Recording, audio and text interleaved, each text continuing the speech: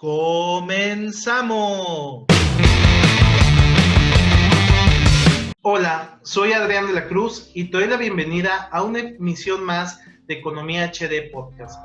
El día de hoy hablaremos sobre Parque Fundidora y su crítica situación financiera. Para hablar de este tema me acompaña Rubí Urrola desde la ciudad de Monterrey. ¿Cómo estás, Rubí?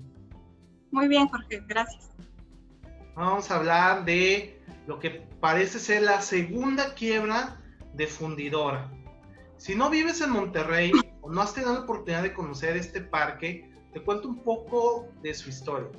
Es uno de los principales pulmones de la área metropolitana de Monterrey, donde las familias pasean, se reúnen para hacer ejercicio, hay museos, pista de hielo, tirolesa, lanchitas, restaurantes y se realizan uno de los festivales más importantes de música a nivel nacional e internacional. El parque cuenta con más de 140 hectáreas y fue inaugurado en 2001. Este parque, el terreno de este parque representaba lo que antes era la empresa Fundidora de Monterrey, que por décadas fue una de las empresas más importantes y emblemáticas de la ciudad, que quebró o cerró sus puertas en 1986. 2 años después, en marzo de 1988, se da la expropiación y la creación de fideicomisos para lo que ahora se conoce como Parque Fundidora. Pero en recientes fechas se ha anunciado que el parque tiene problemas financieros. Y a esto quisiera comenzar a preguntarle a Rubí, ¿Parque Fundidora es un parque privado o es un parque público? ¿Qué nos cuentas? Ok, Parque Fundidora es un organismo paraestatal descentralizado. ¿Qué quiere decir eso? Es público, lo que lo hace diferente es que tiene una personalidad jurídica que le permite celebrar contratos y además tiene un patrimonio propio. Pero de entrada podemos decir que es un parque público administrado por funcionarios públicos. Ok, mira, Rubí, el 16 de julio, la administración de Parque Fundidora anunció el cierre del parque y 2 principales motivos. Uno, para coadyuvar a todos estos problemas de salud y pues para que no se diera el esparcimiento, para estar un poco más restringidos. Y la segunda, por temas financieros, porque lograron pagar la segunda quincena de junio a los trabajadores del parque, pero ya no tienen dinero o recursos suficientes para las siguientes quincenas. Entonces hicieron un llamado al gobierno del estado para que les proporcionara 10 millones de pesos para el pago de nómina o para que siga pudiendo operar el parque. Pero ¿qué sucedió? Sabemos que hay problemas financieros por la actual crisis, pero particularmente, ¿qué aquejó a Parque Fundidora? Ok, para contestar a la pregunta te voy a dar un poco el contexto con el que contamos hoy. En marzo se publicaron los estados financieros dictaminados de Parque Fundidora a 2019. Entonces, de entrada, lo que nosotros sabemos es que en 2019 Parque Fundidora generó ingresos por 234 millones de pesos. El gasto total fueron de 219 millones de pesos, lo que nos dice que Parque Fundidora generó un ahorro de 14 millones de pesos. Entonces, de entrada sabemos que ingresos sí genera por los distintos eventos que se realizan ahí, pero que su mantenimiento o el gasto total también es muy elevado. Ya si nos vamos a más detalle, como por partidas, nos vamos a dar cuenta que el tema de servicios personales o sueldos y salarios, si lo queremos ver así, es un tanto elevado. Para 2019 representaba alrededor de... Está viendo aquí. También tenemos información al primer trimestre de este año y es ahí donde podemos ver que servicios personales representa el 44% del gasto total. Entonces, de entrada vemos que aunque sí genera ingresos, una gran proporción se va en sueldos y salarios. Si aún le ponemos más detalle a este tema, hemos escuchado que tiene alrededor de 300 empleados, pero de esos empleados, 13 personas, los altos directivos de Parque Fundidora, entre directores y coordinadores, 13 personas al mes le cuestan 1.120.000 pesos. Okay.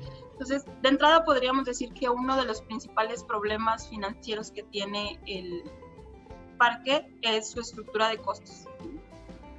El tema de sueldos y salarios. Por ahí he visto la comparación del presidente del Consejo de Administración de Parque Fundidora. No sé si por ahí tengas el dato de cuánto percibe al mes. Sí, me llamó la atención porque vi una comparación que hacían del sueldo del director general de parque con el gobernador.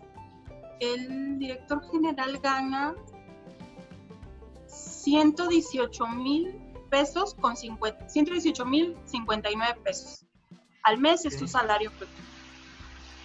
118,000, pues es más que lo que gana el presidente. Este año el presidente va a ganar 111,000 pesos mensuales, son 7,000 pesos más brutos. Por ahí el presidente de la República tiene algunas otras prestaciones que si se suman probablemente den más, pero en bruto pues, gana más que el presidente y esa cifra de más de 1,000,000 de pesos por desempleados pues hacen notar que probablemente la estructura de costos del parque puede mejorarse ampliamente. Y cuéntame un poco sobre los ingresos que está teniendo Parque Fundidora. Sí, los ingresos de Parque Fundidora derivan de dos fuentes principalmente, el tema de fideicomisos y el tema de arrendamientos. En los fideicomisos vamos a encontrar a Cintermex, Plaza Sésamo y el Centro de Espectáculos. Estos fideicomisos prevén una contraprestación ya estipulada y son contratos que vencen en el 2040, son contratos a largo plazo. Pero, por ejemplo, Cintermex le debe de dar el 2% de sus ingresos totales.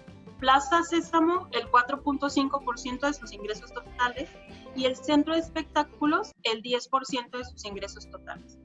Y adicionalmente a esto tenemos los arrendamientos que tienen cuotas fijas mensuales por la renta y que se incrementan con el Índice Nacional de Precios al Consumidor. Entonces, de entrada, si bien es cierto, los servicios están viendo afectados por el flujo de personas, también tienen unas cuotas fijas que no dependen del flujo de personas, o sea, lo que es la renta, y en el caso de Plaza Sésamo y el Centro de Espectáculos hay un mínimo de ingreso mensual. Gracias, Rubí, por la información. Y bueno, entrando a temas, digamos, de opinión pública, pues ha sido un debate aquí en la ciudad, como en los últimos años ha mencionado que ha habido una privatización y sobreexplotación del Parque Fundidora por estos famosos festivales musicales que, si mal no recuerdo, en 2019 se realizaron 8 y que generan un alto ingreso para el parque. Y bueno, una de las justificaciones es el gobierno del estado tiene 2 años, un poco más, que no destina una partida presupuestal de recursos públicos para Parque Fundidora, y es decir, bueno, ¿cómo hacerlo sustentable? Una de las formas se dan a través de estos conciertos, que bueno, en principio pues es la alternativa, ¿no? A lo mejor estamos en un modelo de transición, pero también mencionar que incluso en esos ingresos ha habido algunos hechos que llaman la atención. Por ejemplo, uno de los eventos más grandes que se hacen musicales es el Pal Norte.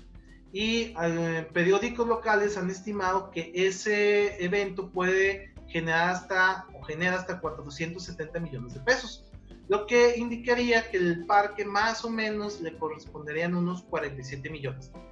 Es un evento, es el más grande y tiene otros 7. Si lo hacemos así, digamos, a ojo buen cubero, y decimos, bueno, no, probablemente de los demás no se generan 47 millones o 470, pero a lo mejor sí, por decir algo, 300 millones. Estamos hablando que cada festival podría estar ingresando al parque unos 30 millones de pesos por evento, Entonces, si multiplicamos 30 por 8 eventos al año, pues estamos hablando de 240 millones, que es el potencial de ingresos solamente de la parte de eventos musicales, más aparte sumarle lo que ya mencionaste, estacionamientos, Paseo Santa Lucía y todos los arrendamientos que están dentro del parque. Debemos de recordar que hay algunos museos públicos, pero también hay restaurantes, pistas de hielo, están los otros que mencionaste. Entonces, hoy en día se está cuestionando mucho la parte administrativa de Parque Fundidora, y bueno, lo lamentable aquí es que es el cierre, al menos parcial, del parque, y esperemos que no se prolongue, y no sabemos después de que se levante la cuarentena si vamos a tener Parque Fundidora o no. Ese es ahorita el detalle o la preocupación de muchos ciudadanos.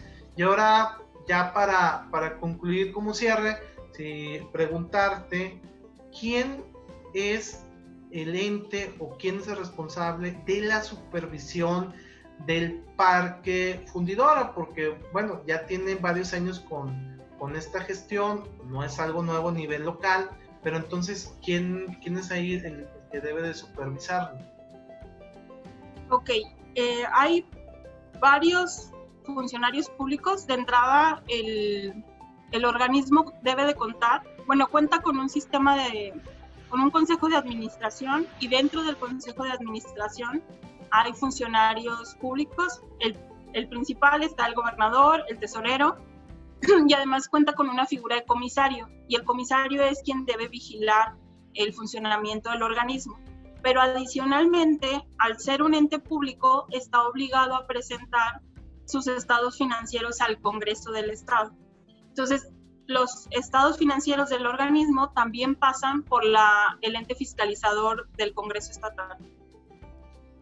Sí, y eso es dado a reducir porque últimamente pues hay muchos políticos locales que han estado con la lupa revisando la situación actual del parque, pero es algo que ya tiene años, y es oportuno mencionar que cada año, al ser un ente público descentralizado, pero público que maneja recursos públicos, bueno, tiene la fiscalización, y cada año los diputados locales revisan las cuentas públicas de Parque Fundidora. Entonces es algo que hasta cierto punto ya se sabía.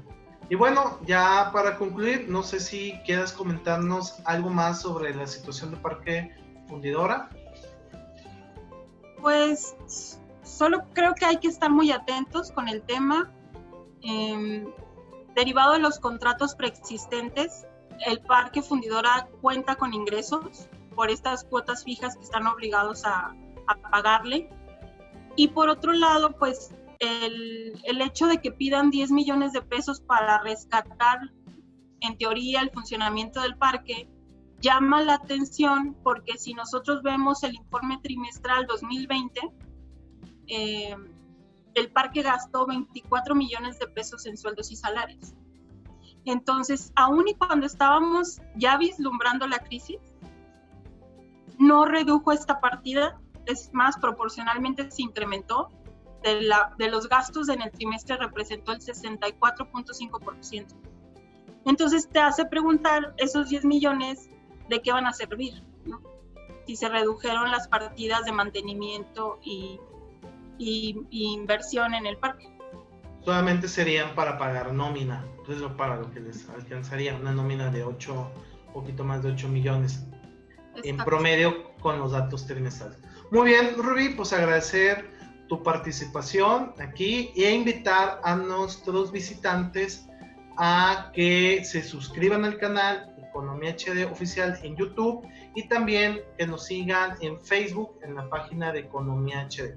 Y bueno, esto sería todo por nuestra parte y nos vemos hasta la próxima.